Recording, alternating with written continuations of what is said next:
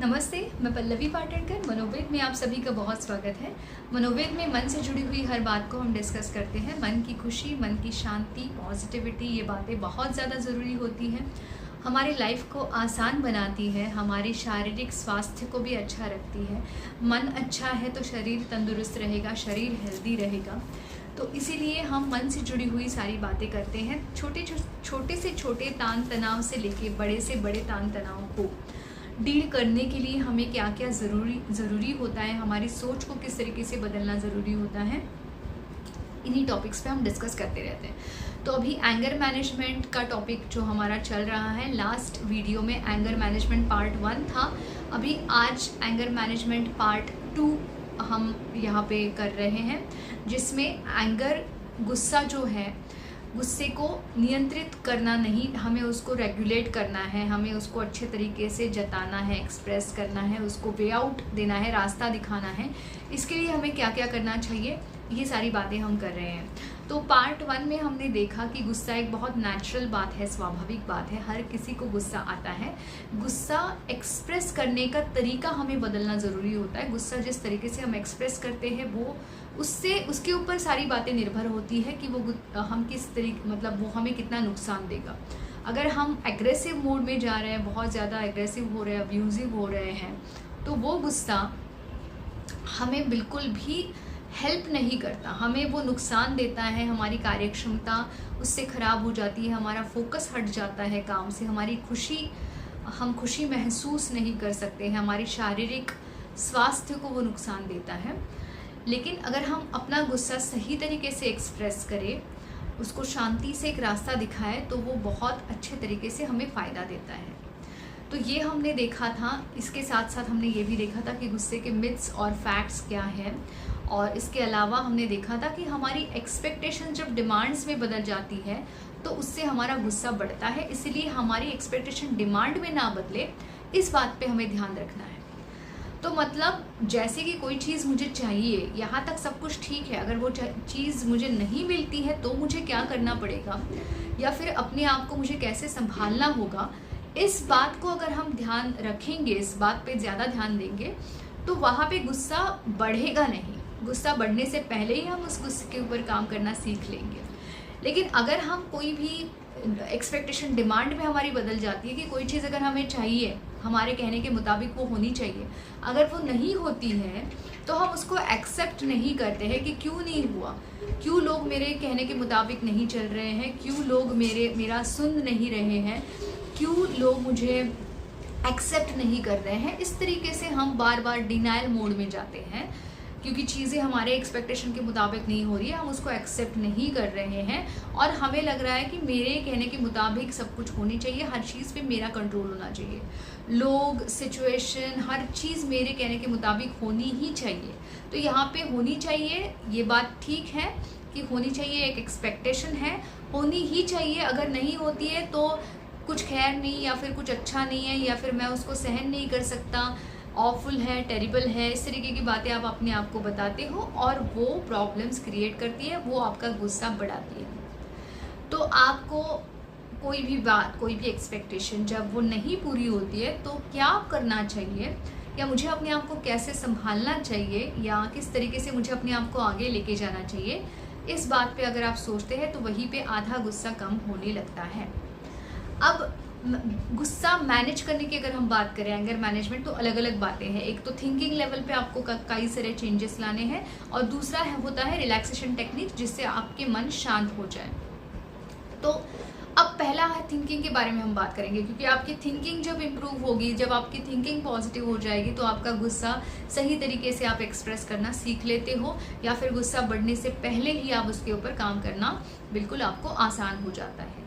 तो क्या होता है वो कि जब आप अपने कोई चीज़, जैसे अभी एक्सपेक्टेशन और डिमांड की तो हमने बात की, इसके अलावा ये ज़रूरी होता है कि कौन सी सिचुएशंस हैं जहाँ पे आपको गुस्सा बहुत ज़्यादा बढ़ता है। जैसे कि अगर आप काम कर रहे हो उस जगह पे, आप जिनके ऊपर, मतलब आप अगर आप बॉस है या आप सीनियर पर्सन है और आप कुछ इंस्ट्रक्शन देते हो, आपके कहने के मुताबिक चीज़ें नहीं होती है, उस वक्त बहुत ज़्यादा आपको गुस्सा आता है। घर में अगर आपके पार्टनर आपकी बात नहीं सुन रहे हैं या आपको इग्नोर कर रहे हैं तो आपको बहुत ज़्यादा गुस्सा आता है।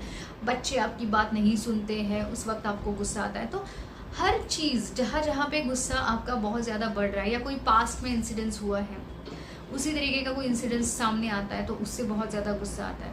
तो हर चीज़ जो जो इंसिडेंसेस से आपका गुस्सा ट्रिगर होता है ना, उसको आप सबसे पहले लिखो।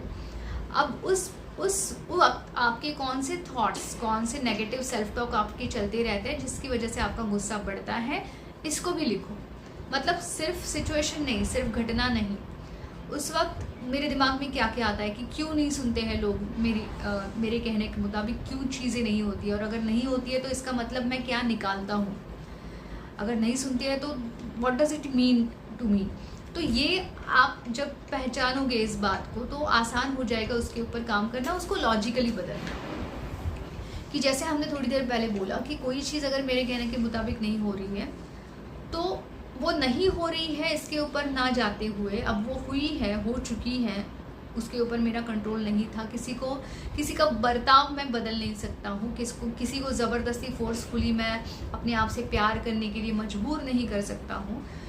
लेकिन अब मुझे उस बिहेवियर को, लोगों के बिहेवियर को या उस सिचुएशन को मुझे एक्सेप्ट करके मुझे क्या करना चाहिए, या मुझे किस तरीके से उसको परसीव करना है, किस तरीके से उसका मतलब निकालना है न्यूट्रली, रियलिस्टिकली, वो अब मेरी चॉइस है, वो अब मेरा कंट्रोल है। ये अपने आप को बताना बहुत ज़्यादा ज़रूरी है। तो जब जब ऐसी सिचुएशंस आती है उसके पहले से ही आप तैयारी करके रखो कि अगर वो सिचुएशन मेरे कहने के मुताबिक नहीं हुई, सामने वाला मेरे हिसाब से नहीं बर्ताव कर रहा है, तो मुझे बार बार वही एग्रेसिव मोड में जाने से बेटर ये है कि मैं उस सिचुएशन को अलग तरीके से, जिससे मेरा गुस्सा बहुत ज़्यादा बढ़ेगा नहीं लेकिन वेंट आउट भी हो जाएगा, इस तरीके से मैं उसको कैसे डील कर सकता हूँ, इसकी प्रिपरेशन हमें करनी है वो सिचुएशन आने से पहले ही।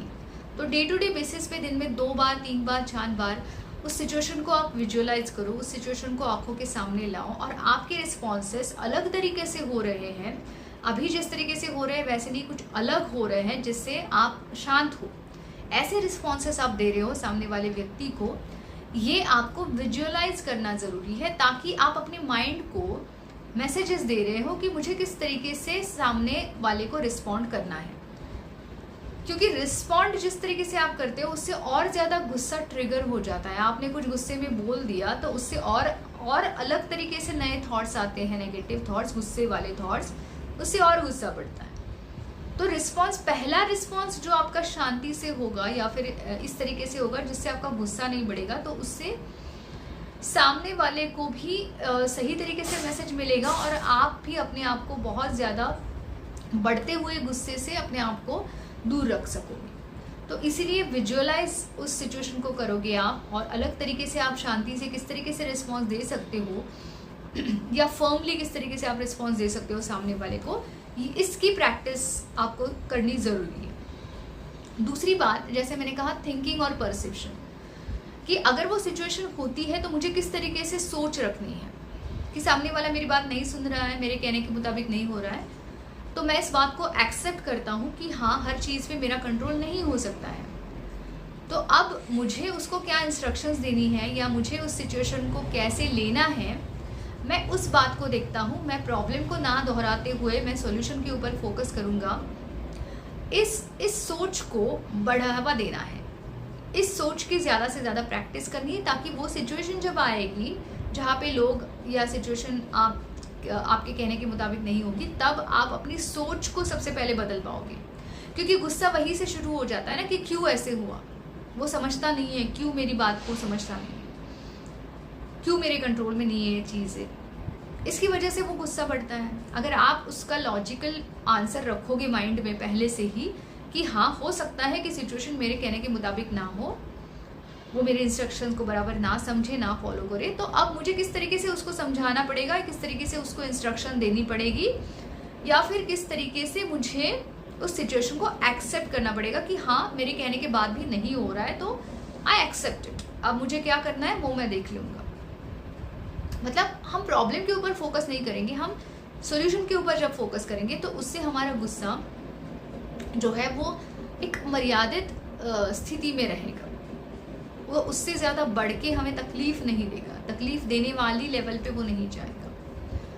तो ये हो गया सोच में बदलाव, रिस्पॉन्सेस में बदलाव। अब जो रिलैक्सेशन टेक्निक्स है, अलग अलग रिलैक्सेशन टेक्निक्स होते हैं, जैसे डीप ब्रीदिंग, जो लंबी सांस लेना और छोड़ना, ये एक बहुत बढ़िया तरीका होता है अपने गुस्से को शांत करने का। लेकिन इसकी प्रैक्टिस आपको रोज़ करनी चाहिए। रोज़ आप दिन में 2 बार 3 बार अगर करते हैं 10-10 मिनट के लिए, तो आपको उसकी आदत हो जाती है। और फिर एंड टाइम पे जब आप गुस्से वाली सिचुएशन जैसे अगर आने वाली है, उसके पहले आप डीप ब्रीदिंग कर सकते हो, या जब आपका गुस्सा शुरू हो जाता है उसी वक्त आप उस सिचुएशन से हट जाओ, क्योंकि उसी सिचुएशन में रहोगे, आर्ग्यूमेंट करने लगोगे तो गुस्सा ज़्यादा बढ़ेगा। तो जितना पॉसिबल होगा, जहाँ जहाँ पे पॉसिबल होगा, ऐसी सिचुएशन से अपने आप को अलग करना। घर में है तो वो बहुत ज़्यादा आसान हो जाता है कि उस सिचुएशन को, उस आर्ग्यूमेंट को ना बढ़ाते हुए आप उस जगह से हट जाओ, शांत जगह पे बैठो, लंबी सांसें लेना, अपनी सांस पे फोकस करना, और जो भी मन में चल रहा है उसको एक्सेप्ट करके लेट गो करना। ये बहुत आसान तरीका है कि अपने आप को आप शांत कर सकते हो, उससे और आने वाला गुस्सा जो है उसको रोका जा सकता है। तो ये एक बात है। दूसरी बात है कि आप इंस्ट्रूमेंटल म्यूज़िक अगर डेली सुनते हो, अगर आप पसंद करते हो तो, नहीं पसंद करते हो तो नहीं, पसंद करते हो तो वो एक बढ़िया तरीका होता है अपने मन को शांत रखने का। इसके अलावा माइंडफुलनेस होता है कि आज अभी मुझे क्या करना चाहिए प्रेजेंट में रहने के लिए। तो उसके लिए आप जो भी काम चल रहा है उस काम पे पूरा फोकस लगाइए। उस काम, आपके जो 5 सेंसेस है उसका इस्तेमाल कीजिए कि अभी जो मैं कर रहा हूँ, मैं क्या देख रहा हूँ, मैं क्या सुन रहा हूँ, क्या फील कर रहा हूँ। तो इस तरीके से अपने सेंसेस का इस्तेमाल करके आप उस काम पे ज़्यादा से ज़्यादा फोकस करेंगे तो प्रेजेंट में फोकस रहेगा उससे। इसके अलावा नेचर से कनेक्ट होना बहुत ज़्यादा ज़रूरी है। आप ज़्यादा से ज़्यादा बाहर जाओगे, खुली हवा में जाओगे, तो उससे आप अपने नेचर के साथ अपने आप को कनेक्ट कर पाएंगे, और जो भी नेगेटिव सेल्फ टॉक है उससे आप दूर रख पाएंगे अपने आप को। तो अलग अलग चीज़ें होती हैं मन को शांत करने की, जो आप गाइडेड इमेजरी करके एक बहुत अच्छा टेक्निक है। ये सारी जो रिलैक्सेशन टेक्निक्स हैं, मैं एक अलग अलग वीडियो उस सारे रिलैक्सेशन टेक्निक्स पे ज़रूर लाऊंगी। लेकिन ये आपको प्रैक्टिस करने होते हैं, डेली बेसिस पे वो प्रैक्टिस करने होते हैं। उसके पहले सोच को बदलना, अपने एक्सपेक्टेशंस को डिमांड्स में ना बदलना, सिचुएशंस को एक्सेप्ट करना, प्रॉब्लम के ऊपर ना फोकस करते हुए सॉल्यूशन के ऊपर फोकस करना, ये चीज़ों की सबसे पहले आपको प्रैक्टिस करनी ज़रूरी है। और इसके साथ साथ रिलैक्सेशन टेक्निक जो मन को शांत करते हैं। तो इस तरीके से आप डेली बेसिस पे काम करते हो ना, तो सिचुएशंस आने से पहले ही आप अपने आप को संभाल पाओगे। एंड टाइम पे जब गुस्सा बढ़ता है तो उस वक्त कुछ नहीं कर सकते हैं आप, क्योंकि उस वक्त आप उस मानसिक स्थिति में होते नहीं हैं कि आप अपने आप को संभालें। इसीलिए आपको रोज़, सिचुएशन आए या ना आए, रोज़ अपने ऊपर काम करना है।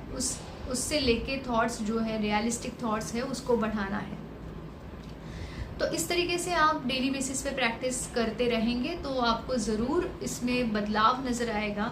अगर गुस्सा सही तरीके से एक्सप्रेस होगा तो उससे कुछ नुकसान नहीं होगा, ना तो आपके शरीर के ऊपर, ना रिश्तों में, ना आपकी खुशी के ऊपर उसका कुछ असर होगा। आपका जो मानसिक स्वास्थ्य है वो भी बरकरार रहेगा, अच्छा रहेगा। तो बस यही बातें हैं जिसको आपको प्रैक्टिस करना ज़्यादा ज़रूरी है। वीडियो पसंद आया है तो ज़रूर लाइक कीजिए, ज़्यादा से ज़्यादा लोगों तक शेयर कीजिए, उनको भी मदद मिले। और इसी तरीके के वीडियोस के लिए चैनल को सब्सक्राइब कीजिए। धन्यवाद।